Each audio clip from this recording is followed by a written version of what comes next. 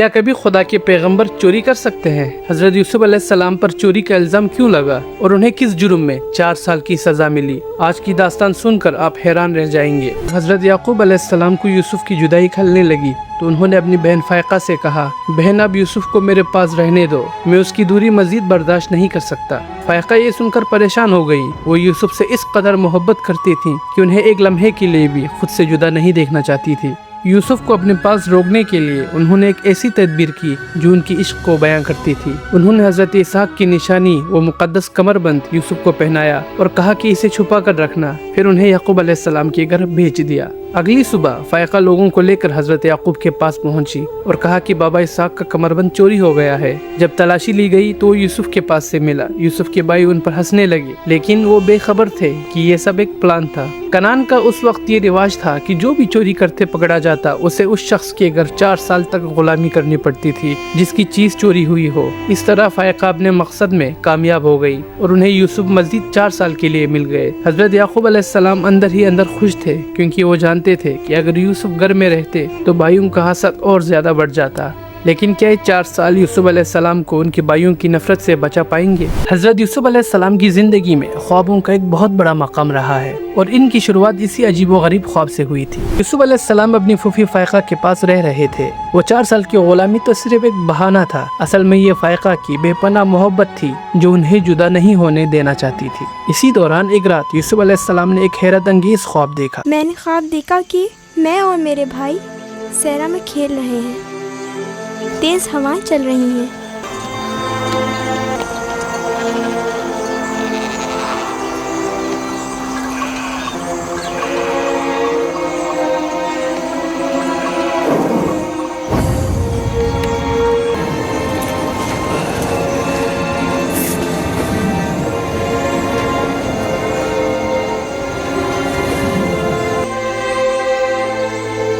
जब हजरत याकूब अलैहिस्सलाम के पास इसकी ताबीर जानने के लिए पहुंचे तो उन्होंने फरमाया, मैं तुम्हें ये बशारत देता हूँ कि तुम्हें मुस्तकबिल में बुलंद व बाला मर्तबा और आला मकाम हासिल होगा और तुम अपने भाइयों पर सरदारी करोगे।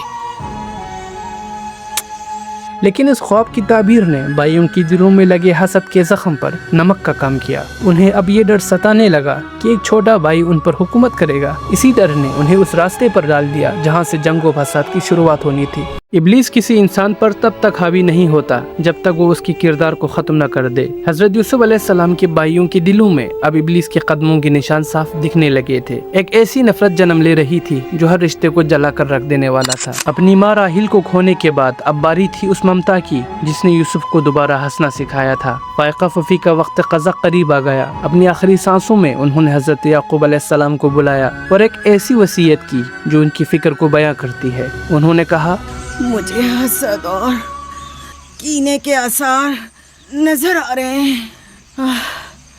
यूसुफ का ख्याल रखना। वो सिलसिला नबूवत की एक कड़ी है। उसे तना मत छोड़ना। लम्हा भर के लिए भी उसे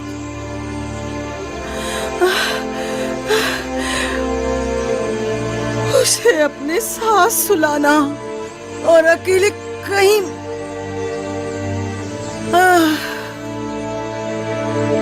फायका, फायका, सफर बखैर मेरी बहन।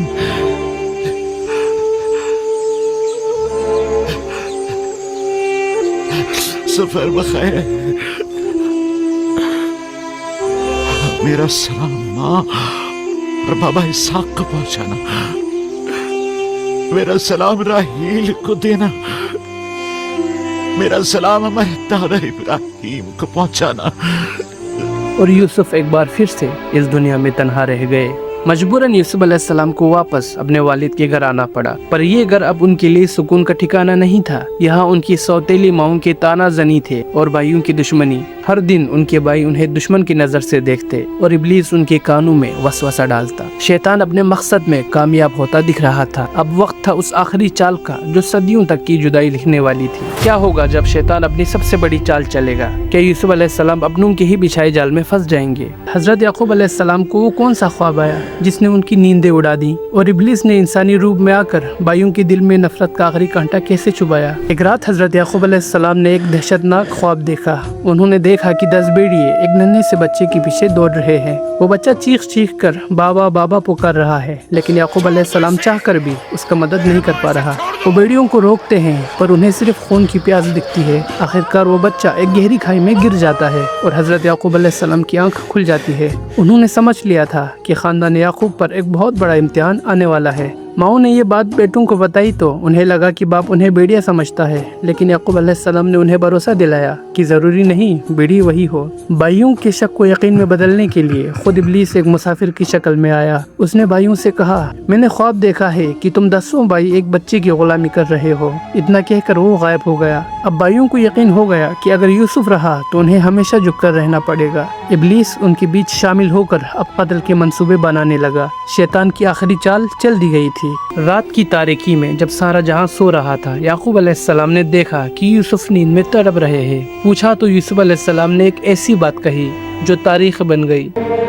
जब यूसुफ ने अपने वालिद से कहा, बाबा जान, मैंने ख्वाब में देखा 11 सितारे, सूरज और चांद हैं।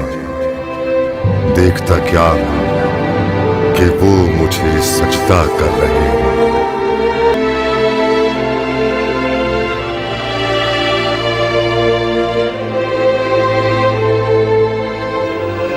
हजरत याकूब अलैहिस्सलाम का दिल धड़कने लगा। उन्होंने पहले चारों तरफ देखा कि कोई सुन तो नहीं रहा, लेकिन अफसोस, दीवार के पीछे से उनकी एक बीवी कान लगाए ये राज सुन रही थी। याकूब अलैहिस्सलाम ने यूसुफ को सीने से लगाया और फरमाया, मेरे बेटे, अल्लाह ने तुझे चुन लिया है। सूरज जो एक दिन तुम्हारे सामने सजदा रेज होगा, इस वक्त तुम्हारे सामने तो ज़ानू है, और चांद और 11 सितारे भी एक दिन तुम्हारे सामने सजदा रेज होंगे।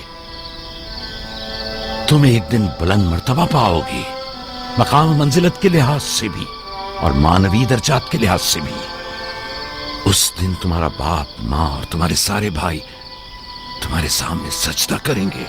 ये ख्वाब अल्लाह की तरफ से गवाही थी कि यूसुफ अलैहिस्सलाम ही याकूब की असली वारिस है। लेकिन उधर दीवार के पीछे खड़ी बीवी के चेहरे पर इब्लीस की मुस्कुराहट नाच रही थी। उनकी आंखों में ऐसी नफरत थी जिससे खुद शैतान उनके अंदर उतर आया हो। क्या हुआ जब याकूब नबी की बीवियों को पता चला कि याकूब के वारिस उनके बेटे नहीं बल्कि यूसुफ होंगे।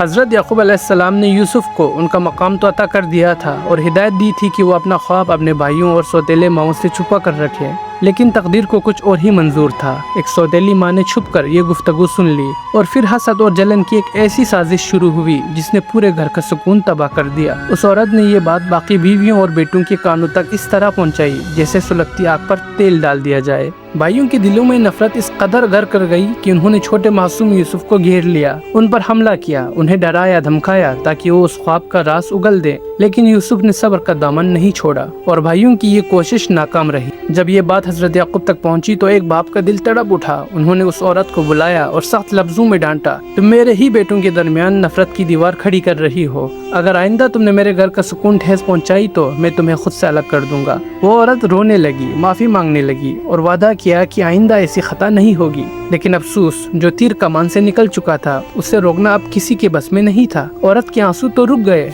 मगर भाइयों के दिलों में लगी नफरत की आग अब एक खौफनाक साजिश का रूप लेने लगी थी।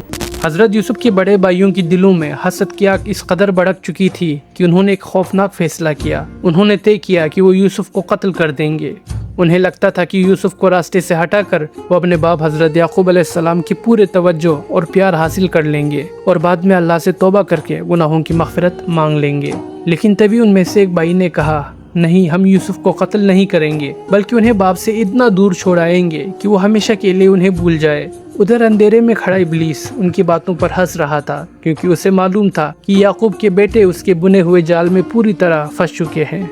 حضرت یعقوب کو اس وقت پتہ ہی نہیں تھا کہ وہ اپنے سب سے لاڈلے سب سے حسین بیٹے یوسف کو آخری بار دیکھ رہے ہیں، اور اب اگلے 40 سالوں تک اس باپ کی ترسی ہوئی آنکھیں یوسف کے اس نورانی چہرے کا دیدار نہیں کر پائیں گے۔ جب حضرت یعقوب نے یوسف کو صحرا لے جانے سے انکار کر دیا تو بھائیوں نے ایک نئی چال چلی۔ انہوں نے معصوم یوسف کے دل میں دلچسپ خواب جگائے۔ وہ کہنے لگے وہاں پہاڑ ہے، میٹھے پانی کے چشمے ہیں، پھلدار درخت ہے، ہم وہاں خوب کھیلیں گے اور مستی کریں گے۔